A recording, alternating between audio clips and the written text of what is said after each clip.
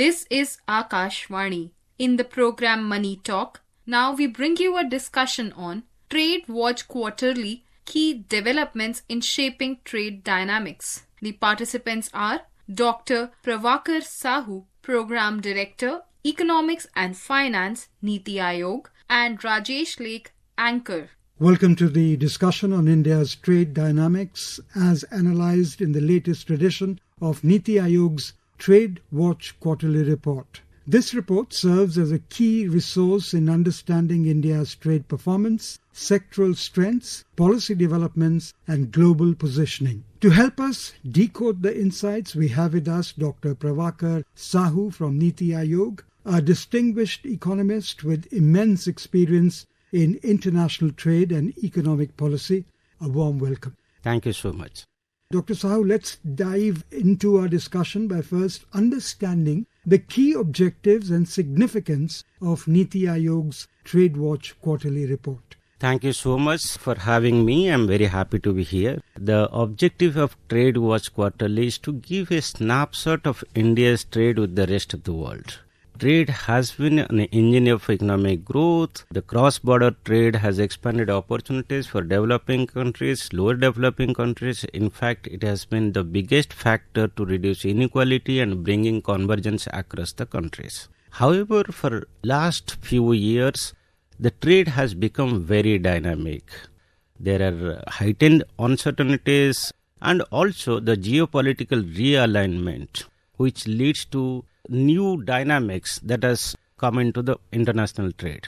As we all know, India needs to have higher share in the world market to achieve some of the goals set by Viksit Bharat, that is Vision 2047. So here the objectives are threefold. To monitor India's trade, map out demand and supply of commodities, export and imports at different digit levels so that we know what are the issues or challenges and what are the opportunities that are appearing for India to capitalize. And we are also including different thematic sectors in each of the successive Trade Watch Quarterly to focus. For example, in the second edition of Trade Watch Quarterly, we focused on labor-intensive sector, that is textile sector. India is the fourth largest one. However, there are a lot of opportunities for India to capitalize because India has been, specializing on traditional textiles. However, nowadays, lot more opportunities in knitted and non-knitted textiles, which constitute something like 60%. So this is one sector where we feel that India can have bigger market share in the global textile imports. That is why we are focusing. Going forward, we'll also focus another strategic sector. So this is going to be a quarterly review, and as you mentioned, we are going to monitor India's trade. And what kind of tweaking can one do as an economist when it comes to a bit of imbalance that you see in the report coming from a particular sector? How do you go about correcting or suggesting to a particular set or sector to make changes? You see, the Trade Watch Quarterly brings at a very aggregate level as well as at a disaggregate level lot more options. Let me give an example. In the first Trade Watch Quarterly issue, we found out that India has only less than or around 1% of the trade in world's 70% of the total imports. And we are getting 20% out of 3% of world imports. So there is a mismatch. We need to focus on those 70% of the world imports and increase our share from 1% to the higher side. That is how actually, there are sectoral analysis also, which will give you ideas. Where is the demand? What are the sectors that are growing in the world imports? So that we kind of focus on those sectors because trade has become kind of very dynamic. So it gives you a lot of lessons. According to the latest report, India's total trade experienced 5.67% in April to September 2024. What factors have actually contributed to this growth? In the report, there are details given like electronics, nuclear materials. Right. There are certain sectors where we have done very well.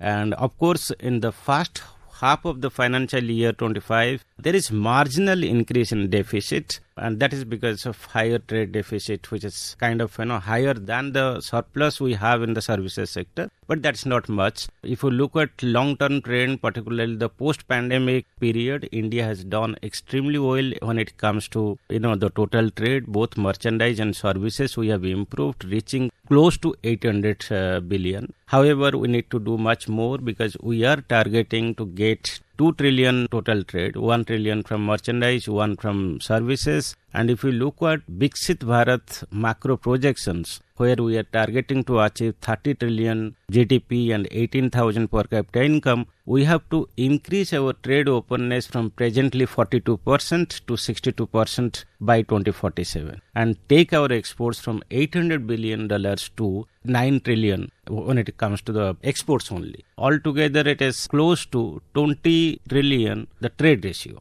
from presently 1.65 trillion. You mentioned the merchandise exports. They have remained stable, more or less. There's been averaging about 35.5 billion per month over the past 6 months, while imports have averaged 57.8 billion, except for a surge in the month of August. Year-on-year fluctuations remain aligned with Q1 levels. If that be the case, how do these figures reflect on India's trade balance and economic health? Trade balance, we have improved the trade balance because the export has gone down more than the slowdown in exports. The import has gone down substantially. So that is where actually there is no concern when it comes to the trade balance. And on an average, coming to the bigger questions that overall the trade ratio, the imports and exports are at the same level like in the first quarter. Given the geopolitical issues, given the uncertainties around and the slowdown of the global trade, I think we have done quite well. You mentioned about the key exports sectors like mineral fuels, electrical engineering, and nuclear reactors also a while back. They are leading export sectors. What strategies can be employed to further strengthen these sectors? Of course, given the changing dynamics, it is more of getting market access. Of course, we need to improve the export competitiveness across the sector, more so in our lending exports. At the same time, at the present, we need to negotiate with the major trading partners, more so particularly with the US, so that we have same market access for these leading exports from India. And also, there are certain challenges in certain industries, notably iron and steel. Exports declined by 33% in Q1 FY25. What could be the reasons and what are the learnings? As you said, this report will give us the learnings to tweak things going forward. It may be because in that quarter actually it is showing that's a drastic fall down, but overall long term actually we need to find out whether it is really happening, and it may be because the uncertainty actually, you see there is a bit of slump in the world economy right now, so that could be the reflection of that. Okay, now talk about the regional trade insights which reflects in the report as well. North America accounted for 21% of India's exports, followed by EU at 18.61. How can India diversify its export markets to reduce dependency on these regions only? See, North America and Europe, they are the biggest trading partners, not only for India, for China and major developing countries. So we need to diversify. Africa is one of the regions actually we are looking at. And in fact, East Asia, it is more like different sectors that we need to target. But we have to also focus to improve our share in North America and Europe. They are our major trading partners, but if you compare India with some of the leading exporters to these countries, we have a lot of space to cover. So we can certainly do much better. For example, in textile, India has something like only 4% in the world textile exports, and it is the 6th largest exporter. But when you compare the volume of exports going from other countries, particularly China, I think there is a lot more to catch up. HS digit 61 and 62, that knitted and non-knitted textiles, both the items have 60% share in world textile exports, and there we are doing around 3%. So there is a lot more space available for India to capture. For that we need to improve man-made fiber, production, the capabilities, and of course branding, technology and all these things are also required. Maybe textile could be taken as one of the sectors and given a lot more incentives. The consolidation takes place given that the competitors, whether it is Vietnam or let's say, what has happened to the Bangladesh, China is aging. So we can... There's an opportunity there. There is an opportunity, certainly an opportunity for India, because it's not only that we provide the biggest market, we have the biggest endowment, that is the manpower.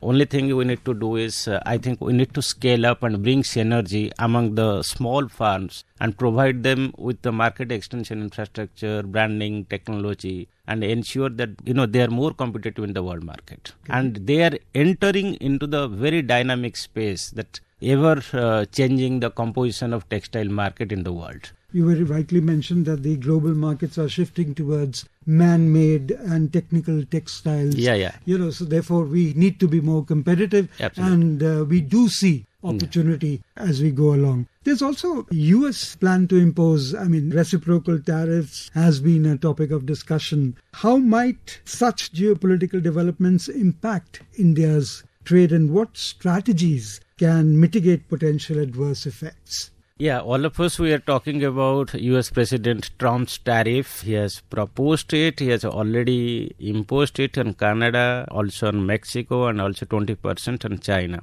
That has created a lot of uncertainties, but it's not going to affect us in a big way, because the major competitors in the US market or in other markets as well are China, Canada, and Mexico. So these countries are going to face 20 to 25% higher tariffs, leaving India in better places, in better space across few commodity categories. And of course, India will also go through the reciprocal tariff, which we don't know how it is going to span out. Indian government is very proactive, negotiating with the US. So we'll find out some middle solutions when it comes to the reciprocal tariff. But at the same time, if you compare, the tariffs that proposed and imposed on the competitors or the biggest exporters to the US market like China, Mexico, and Canada, India is certainly going to get some opportunity across the sectors, at least most of the sectors, to have a higher share. So how can, these specific opportunities that India can capitalize on to strengthen its trade position, what can India specifically do to capture the opportunities?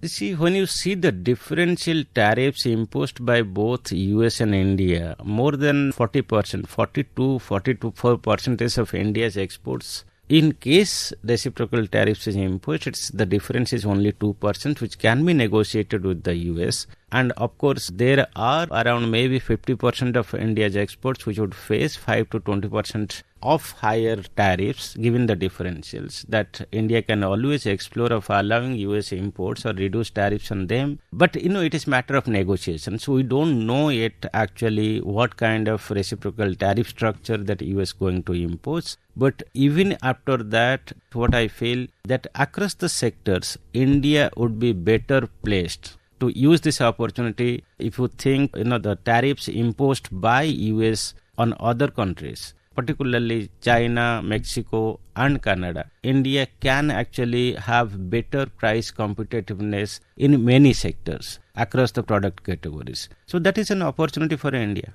And of course, the negotiations, because it's not only the economic benefits that comes through that India is a strategic partner to US, and across product categories, India's exports actually covers minimum share. So it's not a very big stakeholder. So I think we can always have negotiations with the US.